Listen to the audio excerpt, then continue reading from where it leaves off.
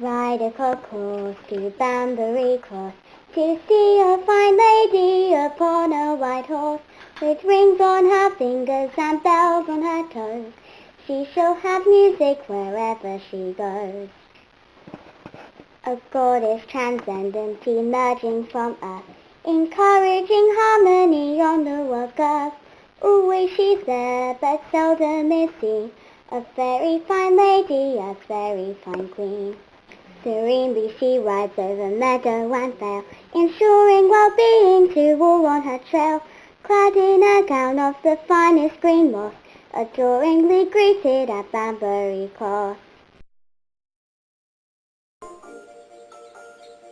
Yes, I see what you mean, Mrs. Hitchens. Why don't we prove it by going off somewhere, and you stay here to see what happens? Yes, all right, Peter. That's a good idea. We'll try that. Where will you go? Well, I'd like to go to Stonehenge. Stonehenge. I've been there with my mum and dad. Okay, get ready everyone. Now make sure you don't put the wrong date in this time, Andrew. Stonehenge? Oh yes, that's a very interesting place to visit, Peter. But I don't know how you will find out what the date is. Well, we might see someone there who we can ask. All right then. Now how far back in time do you want to go? I know. Why don't you use my birthday, which was the 15th of October, 1894.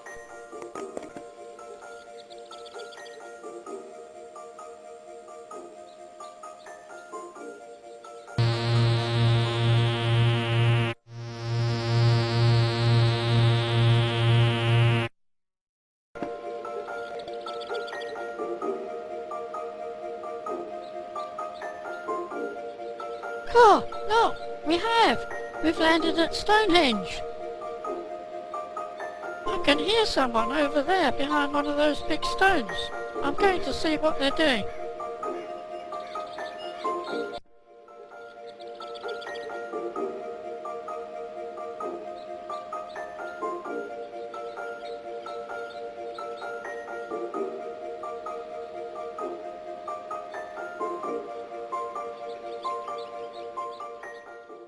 How strange they look. They've had 5 minutes, so I'll bring them back.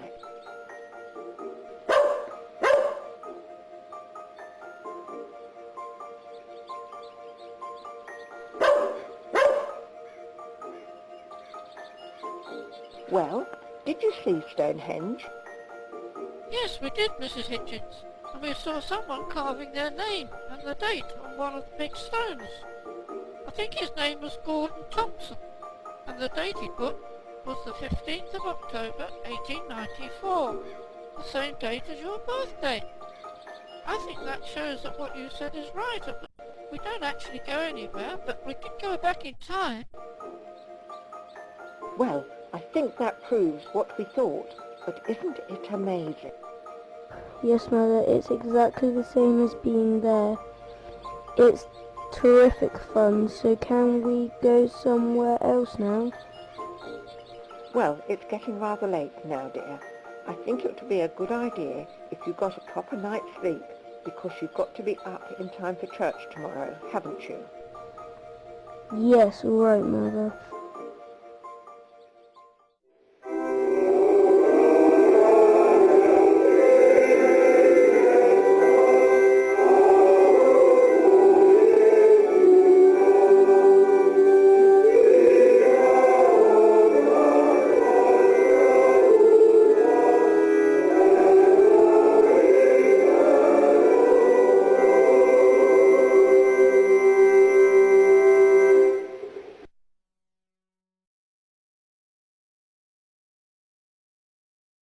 Well everyone, for my sermon today I am using the pyramids as a theme. The pyramids represent a pinnacle of man's achievement in overcoming tremendous problems in their construction. If we can assume that they were man-made, that is, of course. However, some recent evidence suggests that Egyptian technology was far more advanced than previously thought, but I won't go into all of that just now. We all have problems to overcome in life's long journey, But if you follow the right road, then help will always be at hand if you should sometimes lose your way. Recent times have shown the futility of war, which has created trouble for nations around the entire world and for the environment. We must make sure that our mistakes of the past are not repeated. It might seem that peace is a peak that is difficult to surmount, but it is a pinnacle that we should all strive to achieve. Hopefully, when this dreadful war is ended, love and harmony will prevail in the world. In conclusion, it is my sad duty to inform you of the tragic death of Captain John Hitchens, who was recently killed in action in Normandy. We all, of course, extend our deepest sympathy to Mrs. Hitchens and her family. It is also my sad duty to inform you that the American servicemen who were recently here mostly lost their lives at Omaha Bridge on D-Day. I understand they belong to the 55th Medical Battalion. Oh, hello, Mortimer. Yes, as a matter of fact, I do have more news about the flying mosaic. I know how sceptical you are about it, but I have now experienced a flight for myself, although it seems that no actual flying is involved. Somehow, the mosaic can make you think you are transported to any destination you choose, and what's more, you can go into the future and back in time. Yes, I understand what you're saying, Mortimer, but may I suggest you come over here this afternoon and experience it for yourself. I think the children are planning to go to Hadrian's Wall. Oh, that's excellent, Mortimer. We'll see you later then. Goodbye for now.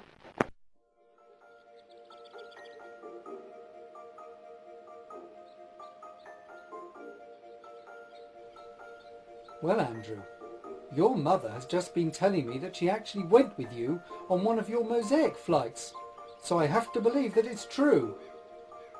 How you children discovered a way to fly it is completely beyond my comprehension, so I'm really looking forward to visiting Hadrian's Wall today. Can we get started? Yes, sir. We hope to see the Romans, but before we start, I wonder if you can help me with something. The keyboard on the mosaic used Roman numerals, and I don't really understand them. I keep making mistakes, so can you tell me how they work? Yes, all right, Andrew. Roman numerals are really quite easy to understand once you know the basic arrangement. I'll write it down for you. The first thing to remember is that their numbers are combinations of only 7 letters. The letter I equals 1, the letter V equals 5, the letter X equals 10, the letter L equals 50, the letter C equals 100, the letter D equals 500, and the letter M equals 1,000. Now, I can understand how you have made mistakes, but if you can remember this, you should be all right. Thank you, Professor. That will help a lot. Shall we get started now? Are you coming with us, Mother? Oh yes, I put my ring on specially.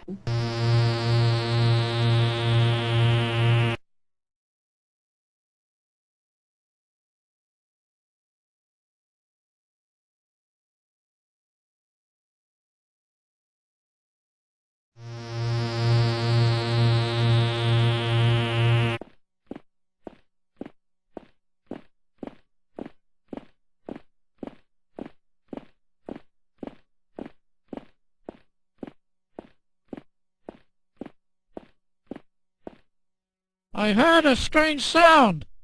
Quick, Cornelius, sound the alarm.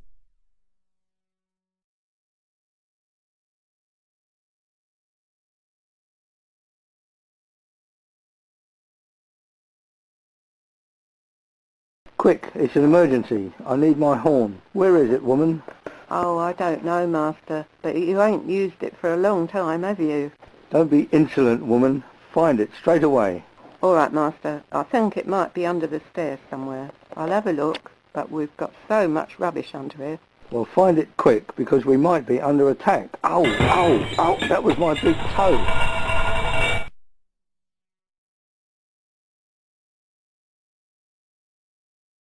Oh, sorry, Master. I couldn't help it, but here's your horn. It's all covered in dust. Shall I clean it for you? Don't be stupid, woman. There's no time for that. Just give it here. Oh, all right, Master. Please yourself.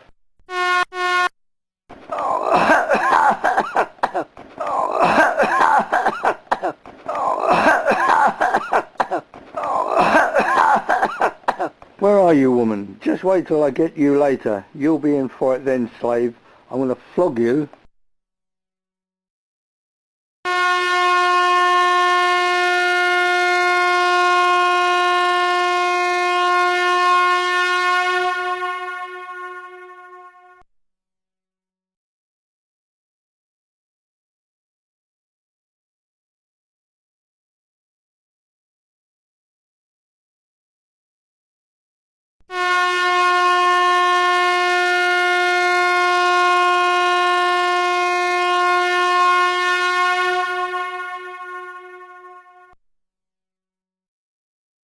Oh, my head.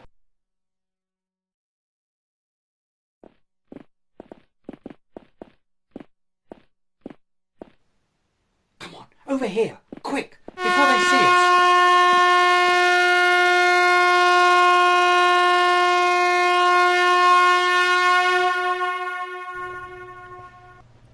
It's alright, Professor. They can't see us. We're invisible.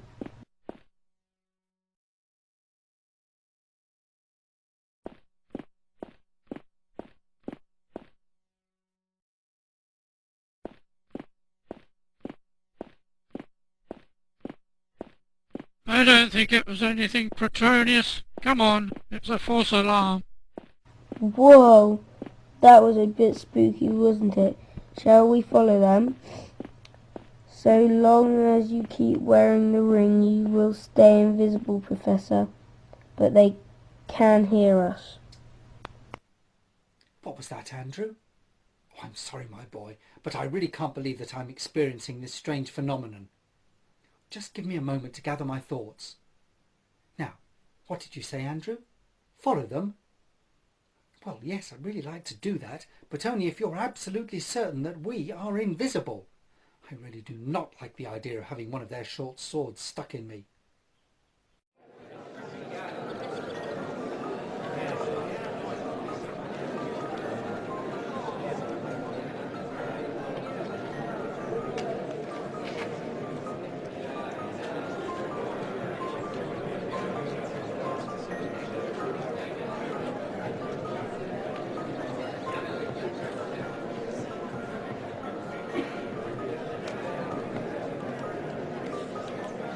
Come back, Tanya. Don't go in there.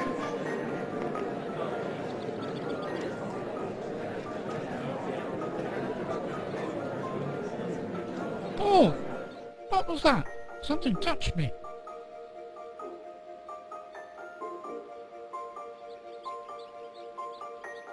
You really shouldn't have done that, Tanya.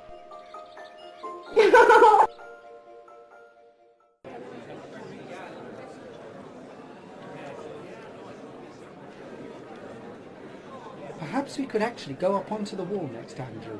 I think we'll have to go back the way we came.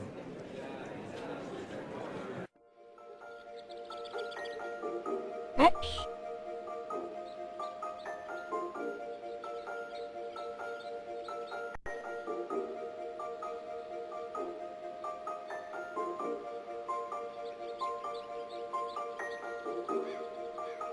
This is quite incredible.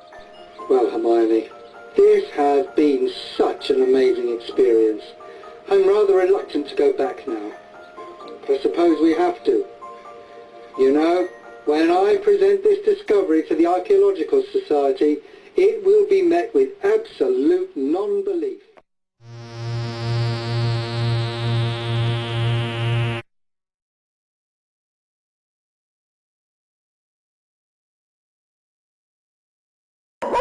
Gosh, are we really back again so quickly?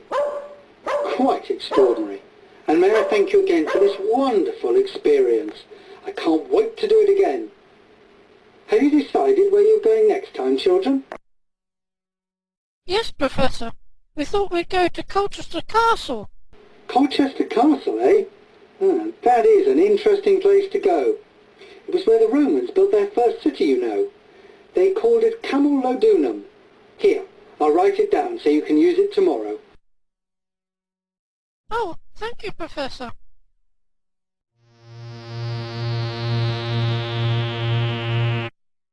I say, where have you lot come from? Oh, hello, sir. We didn't think anyone could see us, but we've just arrived from somewhere called North Aston Hall in Oxfordshire. Well, it takes one to know one, but we ghosts instinctively know we're ghosts when we meet, don't we?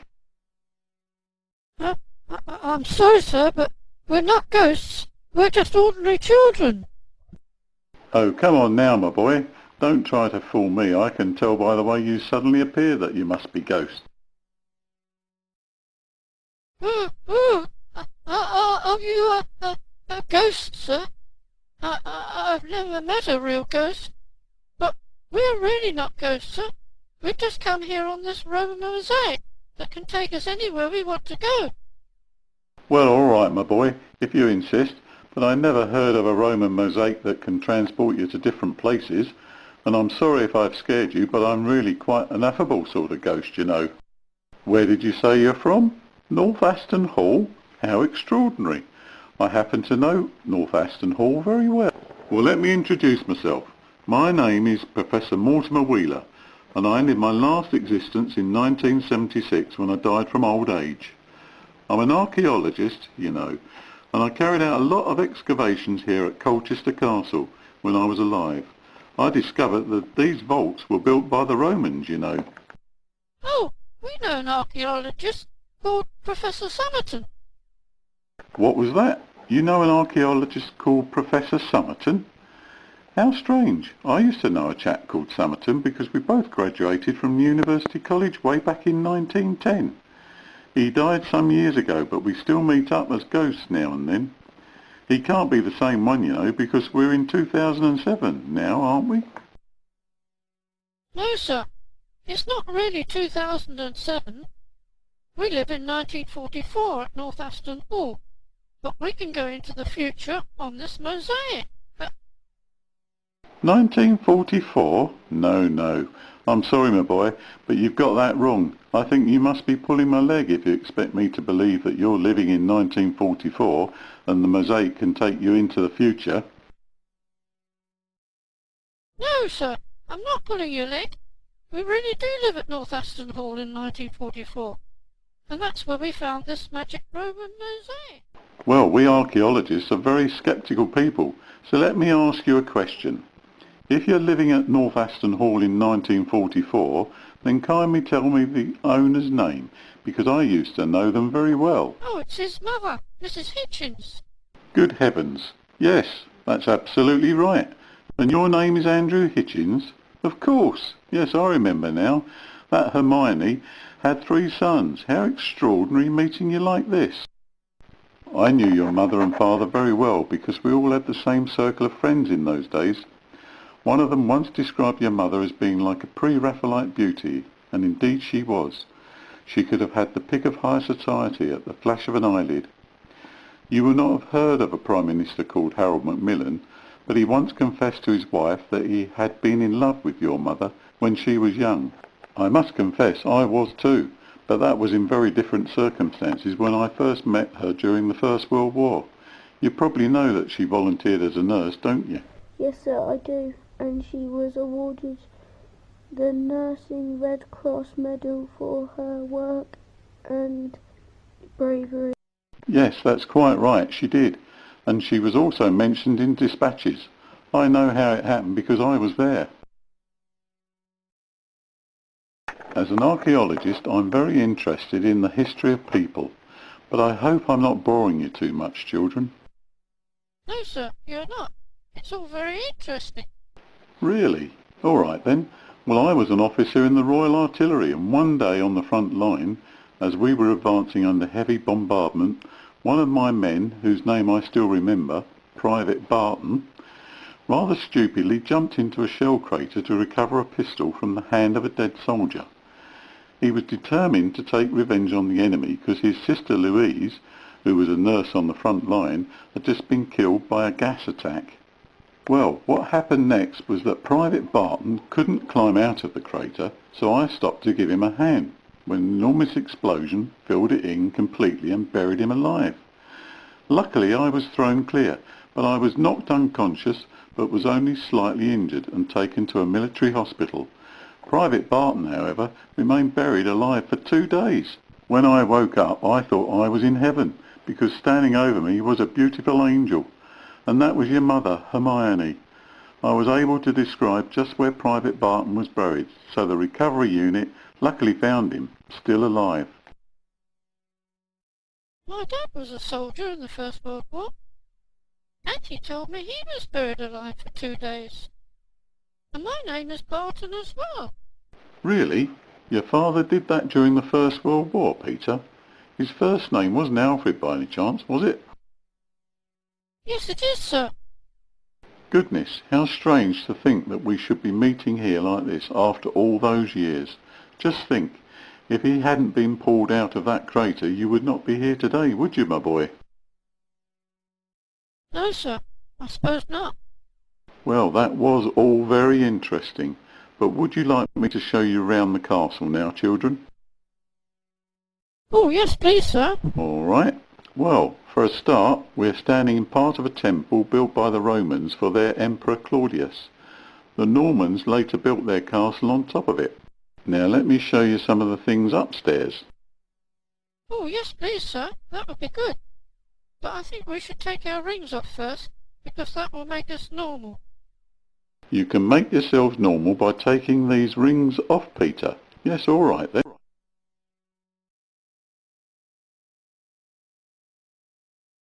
Hello, children. You're all looking a bit lost. Are you on a school outing to the castle? No, miss. We've come on our own from a place called North Aston in Oxfordshire. I'm sorry, but I don't understand. You can't have come by yourselves. But we have. We've come on a Roman mosaic that can take us to anywhere we want to go. I'm sorry, but I think you're pulling my leg. I've never heard of a Roman mosaic that can transport you anywhere you want to go. Yes, miss, really it can. Ouch! Who did that? Was that you, Mortimer? I've told you before not to come into the public areas during opening hours. It's all right, my dear. It's only me, your favourite ghost Mortimer. Sorry, I just couldn't resist doing that. I'm sorry, children. Please don't be scared, but we have a ghost here in the castle who sometimes likes to play tricks. He's really quite harmless, though.